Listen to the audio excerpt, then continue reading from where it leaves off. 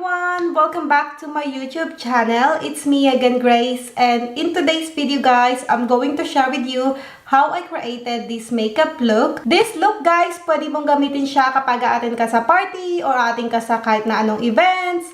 And it's very warm, guys. Syempre, bagay na bagay ngayong season, summer season. This is my favorite season, guys. So, marami akong gagawing mga makeup look, guys, na medyo warm kasi I like warm makeup, guys, kasi feeling ko sa mga Pinay skin, bagay na bagay sa atin yung warm. Madali lang siyang gawin, guys. So, if you wanna see how I created this makeup look, then please keep on watching. Okay, guys, so let's start. First, maglalagay lang ako ng primer. I will be using this primer from Rimmel. Alam niyo ba, guys, dati, sobrang favorite ko tong primer na to.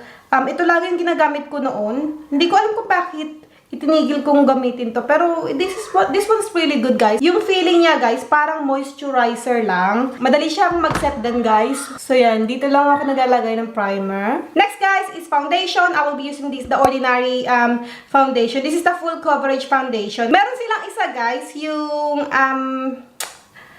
serum foundation ba yun? Yun, ano yun, parang more on a natural finish. This one is full coverage. Pero matagal ko na siya, guys, na hindi nagamit. So, I can't remember what is the finish. What this foundation like. So, medyo alugin lang natin, yeah. Parang medyo puno pa nga ata ito. Kasi, hindi ko alam kung bakit hindi ko siya masyadong ginagamit. Anyway, I'm using 2.1 Y. So, Y kasi yellow undertone tayo, guys. Okay, so I'm going to use 2 pumps. Ayan. So, ayan, guys, yung consistency ng foundation. So, lagay natin siya sa ating face. Yeah. Alam niyo ba, ang daming nag-rave nitong foundation na to. Sabi nila, ang ganda-ganda daw. I can't really remember what this foundation like, guys. Hindi ko na talaga maalala kung ano ba yung, kung nagustuhan ko ba siya o hindi. So, lagay din tayo dito sa neck. And then, I'm going to blend my foundation, guys, using my damp sponge. Tingnan natin kung anong coverage like nito. Kasi sabi full coverage daw. Mas full coverage ba siya kaysa sa sa Maybelline? Pero yung undertone niya, guys, sobrang yellow. Ganda yung undertone. Ganito yung gusto kong undertone, guys, yung yellow undertone. Kasi, kadalasan kasi yung foundation may pink undertone. Nakakainis. Pero kasi, syempre okay yun sa mga may pink undertone. Pero ako kasi, yellow undertone ako. Perfect naman siyang shade, best. Lalo na ngayong summer. Ayan. So, nag-match talaga siya, best, sa aking neck. Maganda. Maganda yung finish niya, guys.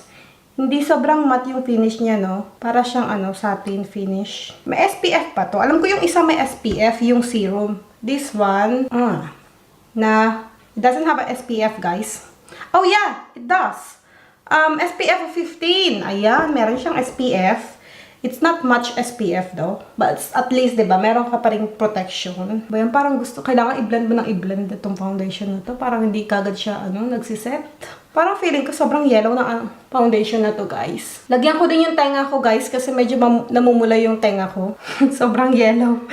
Bes, bakit ganon? Siguro maganda to, guys. Itong foundation na to, i-mix mo siya sa foundation mo na pink undertone. Parang, maganda tong pang-mix. Anyway, let's apply concealer. I will be using this concealer from Revlon. So, maglagay tayo ng concealer, bes. Mabilis i-blend tong concealer na to, guys, from Revlon. So, maganda siya. Okay, guys. So, ayan na ang concealer. I-set natin ng powder. Yung concealer, guys. Ito gagamitin ko from Rimmel. This is the, Rimmel Match Perfection Loose Powder. Set natin siya. Ayan, para, hindi siya matanggal kagad. Teka nga, maglagay kaya tayo sa takip, no? Ayan, maglalagay ako sa takip. Oh my God. Ayan. So, naglagay na lang ako na sa takip, guys.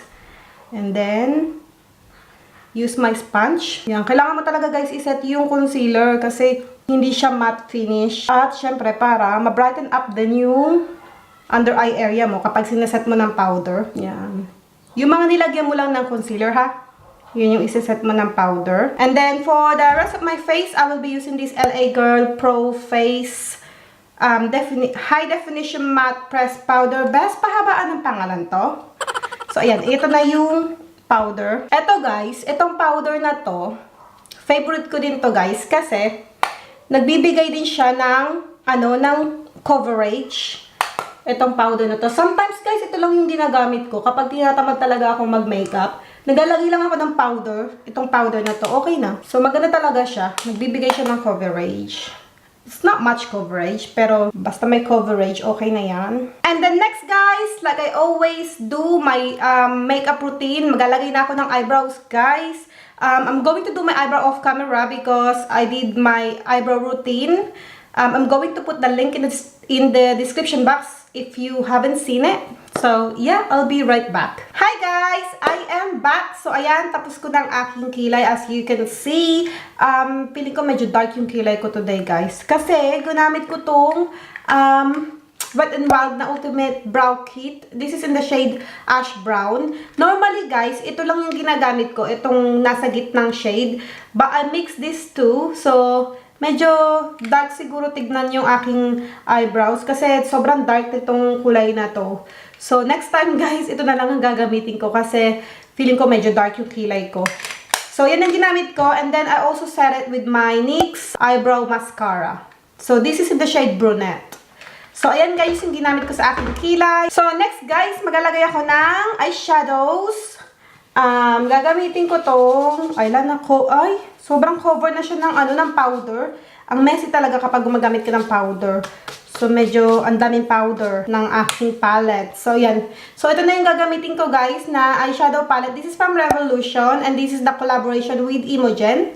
She's got YouTube channel guys. IMOGENATION ata yung, Imogen yung name niya, but this one called IMOGENATION. Tama ba? I'm not sure. But anyway, this is what I'm going to use. So, when you open it up, ayan. So, ayan yung palette, guys. And then, of course, it has a big mirror. Ayan. Alam nyo ba, guys, yung mga eyeshadow palettes ng Makeup Revolution is very handy because most of them, not all, most of the palettes from Makeup Revolution, it has a mirror. So, it's handy to travel. So, kukunin ko tong shade na to. Iwa-warm up ko lang ang aking crease. Medyo dark ata tong shade na to, but so right, let's try it anyway. So, make sure that you tap the excess, guys, kapag naglalagay ka ng eyeshadow best. Kasi otherwise, madaming mapupunta sa iyong mata.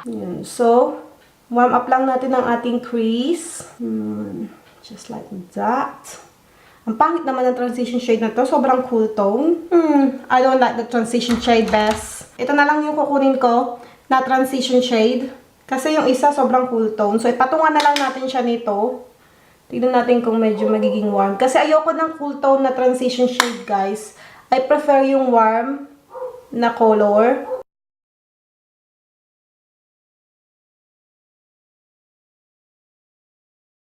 So, ayan. Medyo mukhang warm na siyang tignan. And then, next, guys, kukunin ko tong, parang gusto kong kunin tong shade na to, guys. Ipapatong ko din siya sa aking transition shade. Tignan natin kung ano itsura pag pinatong ko yan.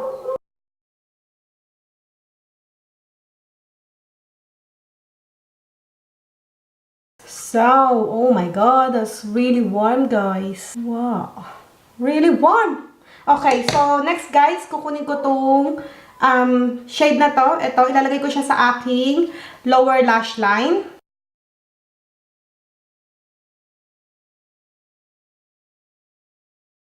Ayan. And then next, guys, I will be using this for my eyelids. So, fingertips na lang yung gagamitin ko, guys, to apply this eyeshadow.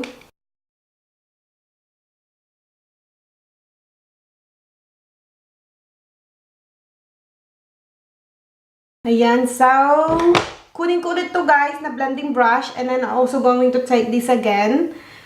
Tapos, blend ko lang yung edges, guys, para hindi siya mukhang harsh tignan. So, blend natin yung edges. Like that. And then, next, kukunin ko itong shade na to, guys. Ilalagay ko siya sa aking inner corner.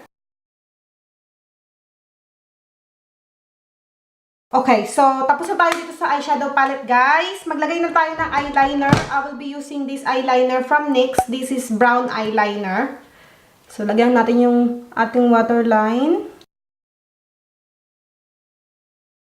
Next, guys, maglagay tayo ng mascara. I will be using this Maybelline SNAPSCARA. I think this is the newest mascara from Maybelline, guys. I'm not 100% sure kung available na siya sa Philippines. Pero, yeah, this is the newest mascara from Maybelline. So, maglagay lang tayo nito.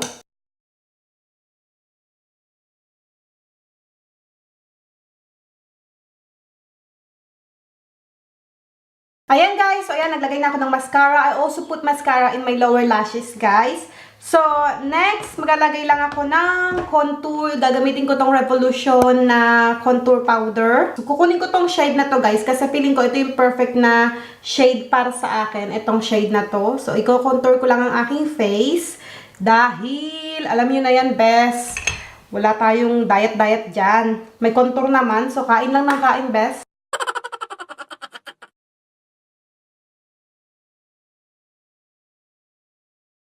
Dito din guys sa aking, sa side ng aking face, nagko-contour din ako dyan guys. Para medyo slim daw tignan ang aking face. Contour lang, best, okay na.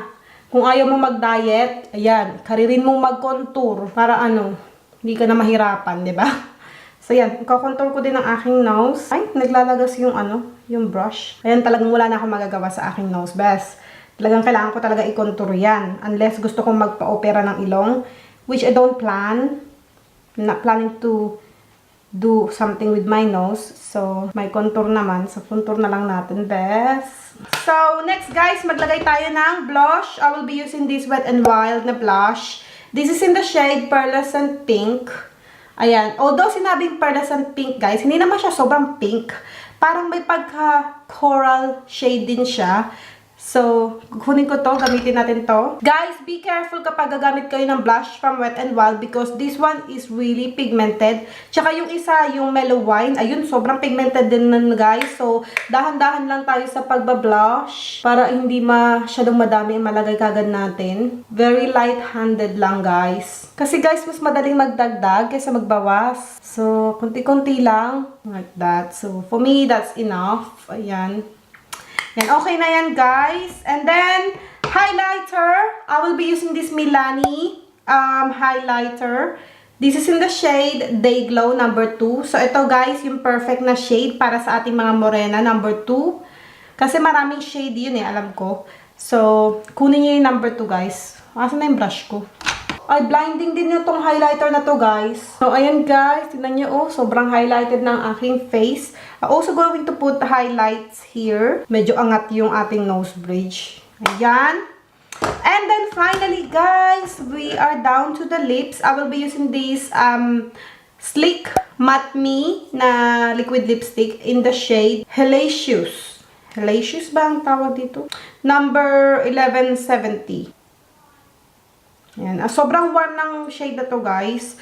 Parang mukha siyang red sa camera. Pero, this is like brown terracotta color. This is actually a really nice color, guys. Yan. Guys, sobrang warm ulit ng ating face ng makeup na to, guys. Alright, so, I'm just going to finalize this look and I'll be right back.